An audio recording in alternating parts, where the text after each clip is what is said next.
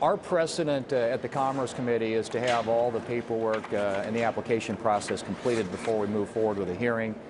Some of that paperwork isn't in yet. It's rolling in by the day. We expect to have it here soon, and that's why we pushed it into next week. It's rescheduled now for Wednesday of next week, and we expect everything to proceed according to schedule. But part of it is there's just such a volume of paperwork associated with these positions that people have to comply with.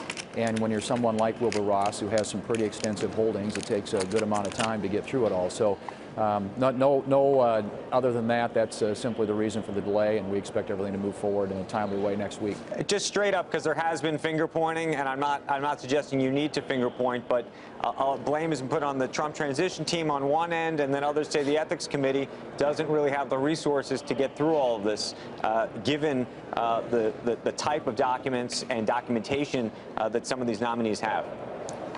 Well, there's no question that the Office of Government Ethics is, I'm sure, being hit with a deluge of a lot of paperwork right now, but that is what they do, and we hope that they can process it as quickly as possible. I do think in some cases where you have nominees, like we have with the Trump administration, people who've had a lot of success in the private sector, they've got a lot of stuff to sort through and look at conflicts and those sorts of things, which is typically what's done in these circumstances. So I think it'll move forward. Like I said, it's a lot to get through in a short amount of time, but we want to make sure we're doing everything we can to see that when President-elect Trump takes office next week, that he has as much of his team on hand as humanly possible. Right.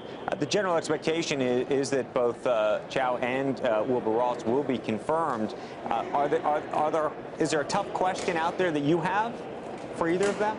Well, I think with respect to Elaine Chao, because she's had such an extensive background experience in government and been through so many background checks before, a lot of this is going to be more about her vision, her philosophy for the agency, how she sees issues like infrastructure, aviation, roads, all those sorts of things. Some of that, I expect she'll get some tough questions from members on both sides. With Ross, probably more so. I mean, Ross has, because he doesn't come from government and has a lot of involvement, engagement around the world and business dealings. I think those are the things that'll probably we'll look into and ask some hard questions about. But right. I don't think there's anything in here, like you said, Andrew, that there's no deal breakers here, and my assumption is that these folks will eventually get through that process right. and get confirmed.